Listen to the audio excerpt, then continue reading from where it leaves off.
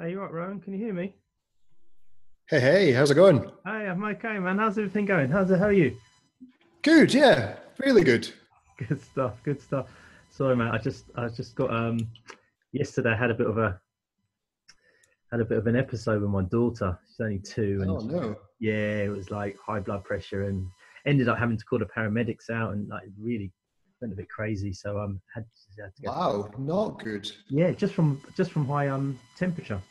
You know, overheating. Is Yeah. she okay now? Yeah. She's good. Yeah. So it's funny. This morning she was like Peppa Pig. I was like, oh shit, all right, you're back to normal. And she started dancing around. Crazy how fast they can spring back. They make us look really old. Exactly, and I mean, If it that's was a one of us, it'd be yeah, it's weeks broken. Do you know what I mean? exactly. Yeah. Broken, and that. So, no, look, thanks a lot. Catching up. We've just I've got my hat on just because I got a bit of a bad hair day. So, but That's all right. I know we obviously caught up at the crypto investor show in March, and one of the things that we were kind of really keen to talk about, because I mean I actually do own some Zen Cache anyway, but I didn't realize that it wasn't just a privacy coin. I didn't actually know there was like this Zen Chat and Zen Pub and Zen Hide, and I'm like, damn, I kind of really don't know much about Zen Cache at all. Then I thought I kind of knew quite a lot about it, but I obviously don't. So before we kind of talking about that, the group itself. So I'm part of a UK crypto group. There's about 20 of us in a group, like in a WhatsApp group, and we share information. We sometimes pull money together and invest that way, or we do it individually, depending on how things go. And we're part of a couple of wider Facebook groups, which are quite intimate, really. There's one that's got like 8,000 in, and then you've got another one that's got over 70,000 in, and it's all kind of intertwined through people learning about blockchain technology, or the Internet of Things and VR and Sure. AR and all these different aspects. So it's kind of like a great place to get information, but seen as those groups are more kind of American, and as opposed to the UK one, there's a lot more stuff we can talk about that we can kind of relate to, which is Yeah. really good. So um, thanks again for your time, Rowan. I just I don't know if you're able to break this down like a quick summary of ZenCash and all the Zen Chat and the Zen Pub and the Zen Hide. You know? Sure. Yeah. So really, really quickly, we started back in May 2017. The original intention for ZenCash was basically to take a few of the best bits of a few different cryptocurrencies and pull it all together into a kind of new system and improve on it as best we can to make a kind of best in class privacy coin. Quite quickly, it became apparent that we could go a lot further than that. And to kind of make that happen, the choice was made to kind of start building a platform. Okay. So in November of last year, we launched our network of secure nodes. So that was basically set up by diverting a percentage of block rewards to node operators and allow them to earn a small amount of Zen in return for setting up a dedicated server, running a copy of our blockchain, and then allowing us to build applications on top of that network. Okay, so that's the proof So of work then. That's the mining. Is that the same proof of work concept that you're talking about there? no, No. entirely different. So ZenCash is a proof of work cryptocurrency that uses the Equihash mining algorithm. Right. So Okay. the same algorithm that you would get in Zcash, for example. Okay. So miners secure our network by validating transactions, and we have a huge pool of miners. So our hash rate at the moment has jumped up pretty significantly. It was sitting around about 35 megasouls for quite a long time. It's now up something along the lines of 80 megasouls. But the network of secure nodes is separate. So if we look at block rewards at the moment, every time a block is found by the mining network, 88% of the block reward goes to the miners. Okay. And then 8.5% of the block rewards goes to the treasury, and is assisted by the community, and they'll help us figure out how to spend that money. Okay. And then the remaining 3.5% goes to our network of secure node operators. Right. Okay. So these node operators are basically setting up dedicated servers and allowing us to basically expand the functionality and ability of the network so we can start building applications on top of them. Right. Okay. So the original intention was to have secure nodes as basically being the network. And we say secure node because the nodes operate with a TLS certificate. So what that basically does is ensures that all the intranode communication is encrypted to prevent man-in-the-middle attacks and things like that. So just recently, we actually launched a second tier of node. So that's entirely designed to bolster the network and further improve the kind of foundation platform that we can build upon. So we now have secure nodes, and at the end of May, we'll also have this new one called super nodes. Super nodes. Now, the super nodes, yeah. It was too cool a name for us not to use it, so it's super nodes. Good. So these nodes will have a much higher hardware spec, so they'll be much beefier servers, and they have a larger staking requirement. But yeah, so we now have a network. Our network consists of over 9,000 secure nodes, which is absolutely huge. I found out yesterday while I was doing a bit of research for a privacy coin comparison article that we actually now have more nodes than Dash, PivX, and Zcoin all put together. So it's a pretty impressive sized network. And we're fast approaching the number of nodes that Bitcoin has. So it's a huge asset, and we're now at a point where we need to start building applications on top of it. So the kind of primary applications that you mentioned before, we have Zen Hide, which is a domain fronting service. So that's a work in progress. That's basically about providing people in areas of the world that don't have access to the free internet with access to the free internet through our network. We also have Zen Pub. So Zen Pub, again, is work in progress, and this is an anonymous publishing application. And that's basically all around restoring freedom of speech and allowing people to publish whatever they need to publish without fear of repercussions. Okay. And you mentioned as well, sorry? Oh yeah, sorry, and the Zen Chat. Yeah, so Zen Chat was the first application to kind of hit the net. It's integrated in our main wallet, our Swing wallet, and it's a anonymous messaging service. So it uses a small amount of data that's sent with a ZK snark transaction to send a completely anonymous message between addresses. Okay, and is that kind of quite instantaneous? You'll get that message, kind of like an instant message. You'll get that pretty quick. If I was to send you a message through Zen Chat, or is it more like? No, so yeah, sorry. It's not sort of it's not a WhatsApp or a Signal or a Telegram type service. It's done by sending a shielded transaction. So the message is actually within the data of the shielded transaction. Okay, I've got it. So it takes a little bit of time to process that. And you're basically sending transactions back and forth to have a conversation. Right, okay. Bloody hell, there's a lot going on. I mean, I remember buying some ZenCash, it's probably early December. I think at the time it must have been pushing near $30-ish. I'm not even too sure where it is now. And I know I got it on Beatrix, I think it was. I was kind of lucky to get on Beatrix quite early, the exchange. And then I think it's still sitting on there because I couldn't find the wallet at the time.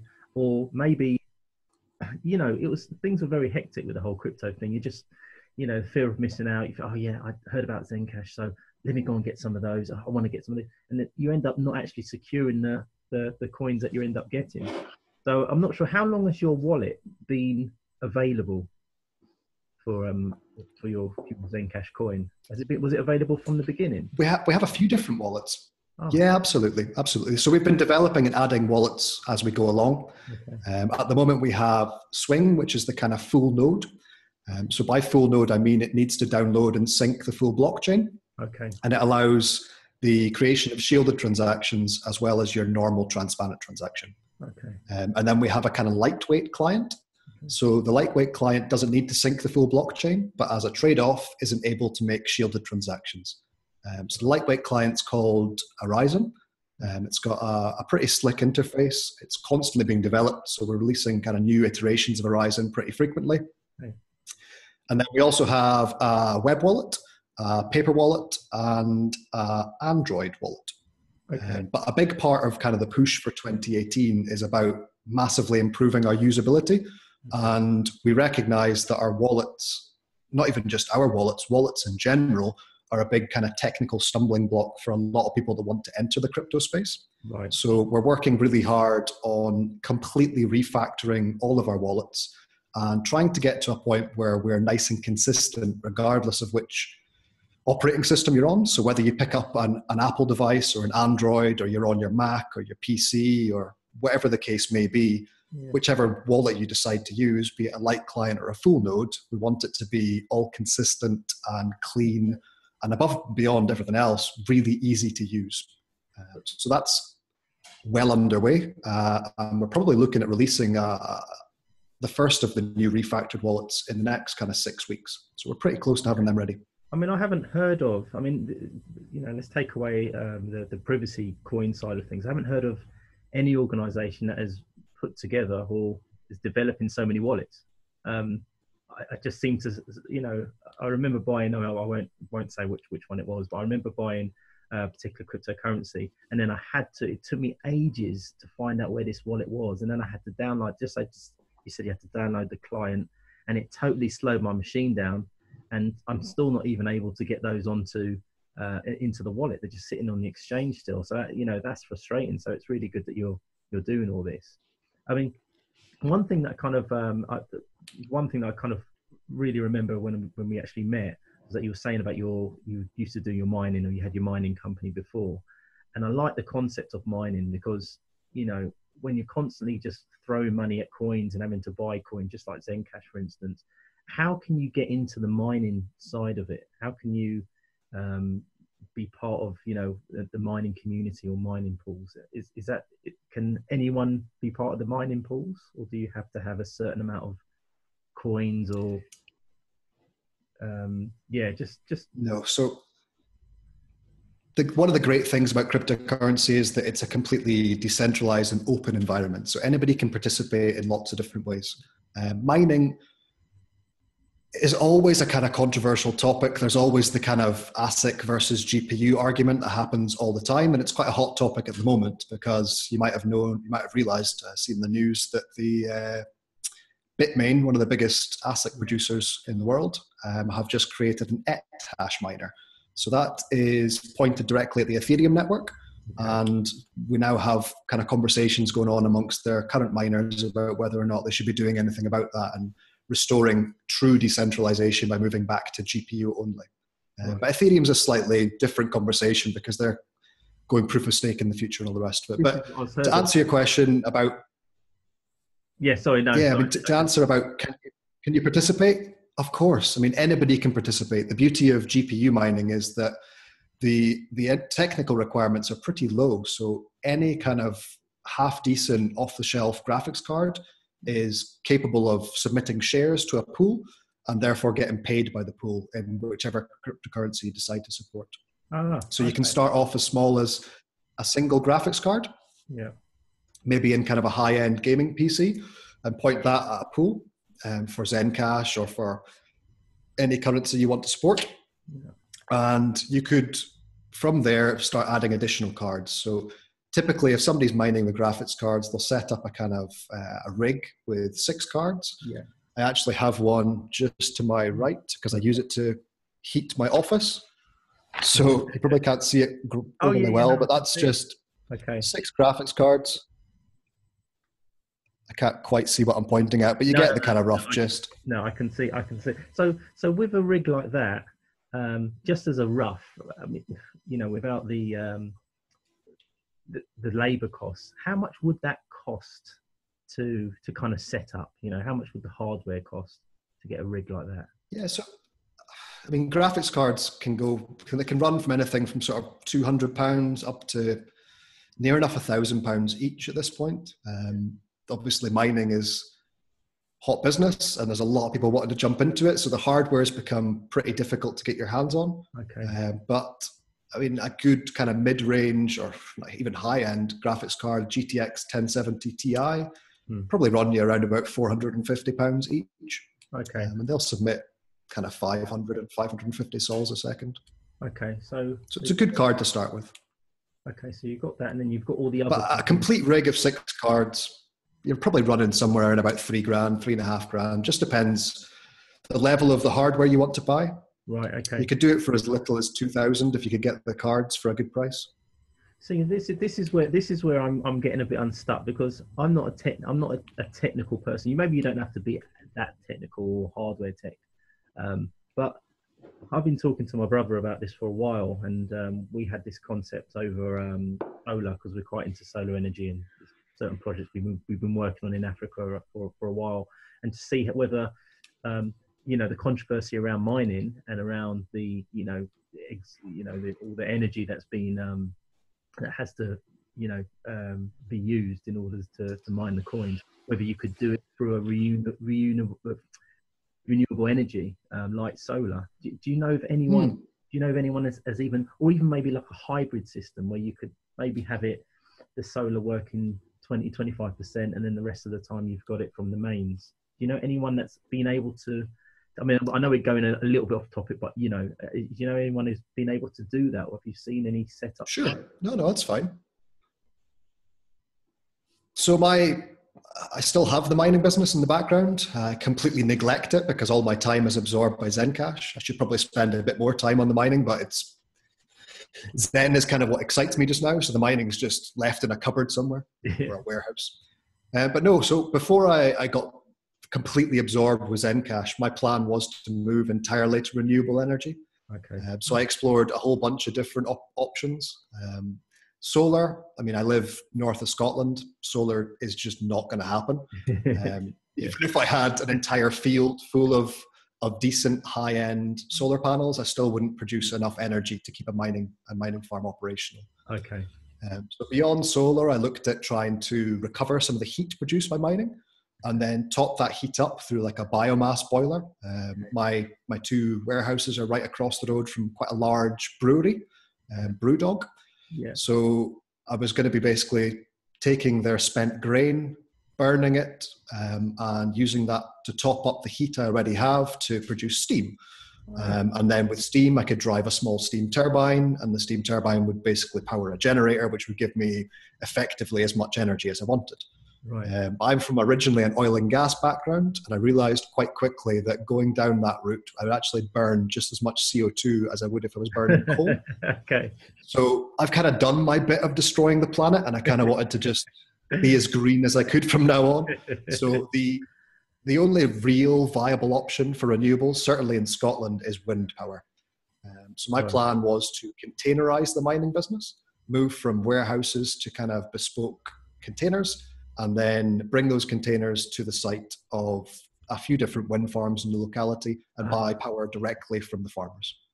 Brilliant. And that would massively reduce the operating cost, because electricity is probably your primary, if basically is your only cost beyond rent and rates and tax. But it would also make the business a lot simpler. Right. Oh, yeah. You gave me more information than I thought I was going to get there, Rowan. Thank you very much. That's all right. Okay, so just a couple more questions. This is more really around, the kind of decision behind me buying ZenCash from any of the other privacy coins. Now, you obviously elaborated on all the additional, the platform and everything else that you've got running in conjunction with the coin. How do people get to distinguish if they've got, if they've got Dash, or they've got Monero, or they've got Zcash or whatever? How do they distinguish between why should they go with ZenCash? It's very quick, because I think with Monero and Dash, they've kind of been out there for quite a while, several years, and people kind of know about those. And then you've got these different forks where you've got the Z Classic and you've got the Z Cache, and it's kind of like, which one of those do I go for? Yeah. If there was someone that was wanting to get into privacy coins, how would you be able to say, like, in a minute, this is why you should go with ZenCash as opposed to one of the others? Well, we're obviously the coolest, first and foremost. But I guess for me, whenever I'm looking at a bunch of different projects, the one thing that really needs to be assessed in a bit of detail is who's behind it. What does the team look like? What's their skill set like? Have they done similar things before? Is it 2 guys in a shed, or is it 50 people that have professionalized and created divisions with directors? And have dedicated teams looking after dedicated tasks? Are they working to make it as useful as physically possible? Or are they collecting a bunch of cash in ICO and then launching a piece of vaporware at the end? So for me, it's all about the team. On that front, ZenCash now have a team of 50 people. And like I say, we have professionalized. This year is about usability, it's about transparency, but professionalization is a really big part of what we're trying to do at the moment. So we now have 7 distinct divisions. We currently have 5 directors, all very experienced in their different roles. And each of those directors is leading a team and pushing a charge on a different aspect of the business. And I guess that's the kind of primary reason that things are now happening really, really quickly in ZenCash, because we have people dedicated to making them happen. Yeah, and they're all spread all over the world, right? I mean, where's your physical location now? So right now I'm based just north of Aberdeen. Okay. I'm in a small town called Ellen. And there's nobody else for ZenCash in Scotland. So we've got me up here. There's a couple of people down in England, one in Newcastle and one much further south. A chunk of our team's over in the States, primarily around about the East Coast. And then we have guys dotted all around the world. So our kind of business development strategy is to get boots on the ground in each location, and kind of start with grassroots marketing and community creation and integrating with merchants and trying to kind of create little ecosystems in every locality. Well, that was what I was going to follow on actually, because I was interested in how you were looking to build your community. So, you know, instead of it being just virtual, are you've got a presence outside of, you know, where you're actually speaking to people face to face, or you're kind of like doing a, you know, on the road tour or whatever it is. And, I mean, it was great seeing you, and there was the co-founder who was at the crypto investor show. Yeah, there was a few of us there. So we had Rob, who's one of the co-founders. He was doing a presentation at the Crypto Investor Show. Yeah. We also had Mac and James and Luca, Linda and myself. So it was a pretty good turnout for Crypto Investor Show. Right, okay. But yeah, I mean, we have teams all around the world. So we've got guys all around Europe, all over the States. We've got somebody in Africa. We've got teams basically everywhere around the world, and we're actively continuing to grow. But we do, of course, attend a whole bunch of exhibitions. So on Thursday, I'll be flying out to Dubai for the World Blockchain Forum, which should be a really good event. Again, Rob will be presenting there. And then next month, we are at Consensus in New York City. Okay. And we've kind of got a rolling calendar of events right the way through the calendar year. Okay. So for UK, what UK events would you recommend that the group would attend? You know, so the ones that you're going to in the UK, you obviously went to the crypto investor one.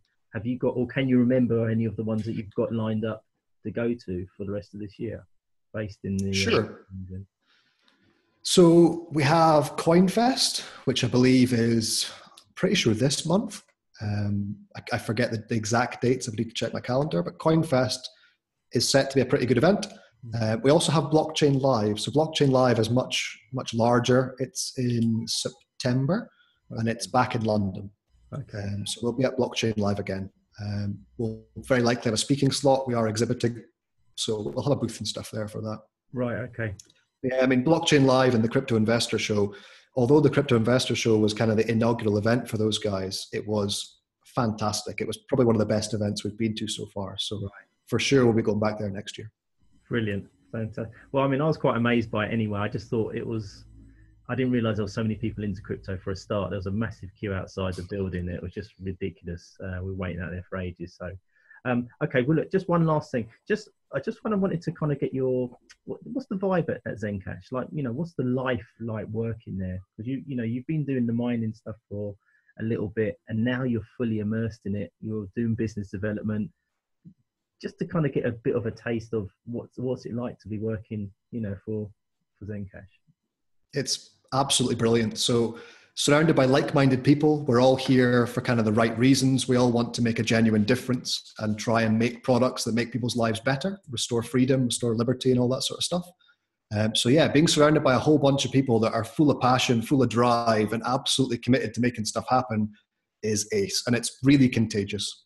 So in a previous life, I worked in oil and gas. I ran a company not a million miles away from here.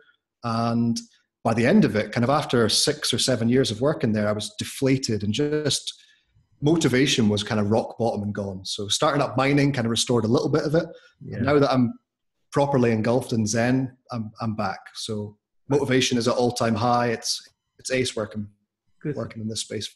Do you get paid in fiat, or do you get paid in crypto? Do you get paid in ZenCash? No. We get paid in crypto, so I get paid in Zen. Okay. Personally, I try and avoid fiat as best I can, so I don't have a kind of savings account full of fiat anywhere. I operate entirely with crypto, both from the mining business and also from Zen, and I cash out on a monthly basis to give myself some walking money and pay my bills and things like that. Brilliant. Right, I keep saying one last question, but every time you speak, I always have something else. And now it's just kind of gone off my head. God, it's gone now. It's really, right. Yeah. So it was all around living off the. Oh, that was it. So, where you say if you're living off Zen, how do you go about cashing out? What's the most effective way you would say of paying those bills? Because if you've got a mortgage and credit card or whatever else you've got to do in the world that we're living in, what would be the steps of cashing out? I know a few steps, but every time I speak to someone else, they always tell me another way of it. So how do you normally cash out your? Yeah, there's a few different ways. So I try my best not to cash out of Zen because, in my opinion, obviously I'm extremely biased, but in my opinion, Zen is massively undervalued just now. So I'd be shooting myself in the feet if I went and dumped a load of Zen. Yeah. So I try and cash out primarily from the mining side, mainly Bitcoin, Litecoin, and Dash. But it doesn't really matter what you're cashing from. Particularly here in the UK, the only real way to cash out quickly and easily is to exchange for Bitcoin and then sell that Bitcoin either on an exchange like CoinFloor or through a kind of peer-to-peer service like Local Bitcoins. Okay. I only recommend Local Bitcoins with a kind of caveat that you need to be really careful because it's full of people that are trying to take advantage. Right. But if you follow the kind of rules and you only release the escrow when you've physically received a transfer in your hand, then it's fine. It's absolutely fine. But that's the two kind of main ways. There's other much more faffy ways to do it. So you could be buying goods in Bitcoin or in Litecoin or whatever the case may be, shipping them to the UK and then selling them or drop shipping them. So that's quite an effective way, but it's much more time consuming. So me personally, I'll just swap to Bitcoin and then sell Bitcoin. Right. Okay. All right. Brilliant. Well, look, Rowan, thank you very much for your time. I know we've been emailing and texting and WhatsApping or whatever it was we've been doing. So it's really good just to obviously see you again face to face after how many weeks at the crypto show. So thank you very much. I really appreciate it. And we'll get this over to the guys, and I think they'll be quite happy. One last thing, how much is Zen going for at the moment? How much is Zen Cache? We've had a really rough couple of months. The whole market has had a rough couple of months. Yeah. So we're down. Our all-time high was something like 45, 50 pounds. We're now right back down to something like 17 or 18 pounds at the moment. So we're basically having a sale. That's the best way to look at it at the moment. Yeah. So this is the time to jump in, most definitely. I'm not here to give investment advice, but I can tell you that I'm actively buying. Yeah. Okay. All right. But yeah, we're at 17 pounds just now. Okay. Right. This will be the last one. I'm not sure if I believe you anymore. Well, I mean, I'm just thinking there's a lot of people there's a lot of crypto and blockchain and, new technology enthusiasts out there, and they're doing a job that they don't necessarily like, and they're not empowered in doing it, and they want to get into something like, a coin that they believe in, for instance. So how did you get into this? How did you get into being, head of business development, right, at Zen Cache? What would you recommend? I mean, if you could just let me know how you got in, and then what would be the advice of someone else who wanted to try and get through this way? Yeah, so for me, I started with ZenCash by mining Zen, and that's what kind of pricked my interest. It was pretty profitable quite early on, so I moved some miners to it. I then got involved with the community, which I think is kind of the key way to get involved with any project. Jump into the community, make yourself as useful as you can, help people out as best you can, and just do whatever kind of needs to be done. Okay.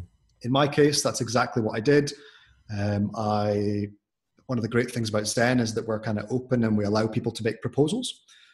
So we do take 8.5% of block rewards for the treasury. That pays for the team, pays for the development, but it also pays for proposals from the community and kind of outreach and events and bits and pieces. So after being involved with the community for a few months, I put a proposal together to do a meetup in Edinburgh. Okay. Basically just to go down there and share the word of Zen. So I did that, got talking to a few of the kind of core team, and then they basically kidnapped me and they've never let me go ever since. And you've been there ever since.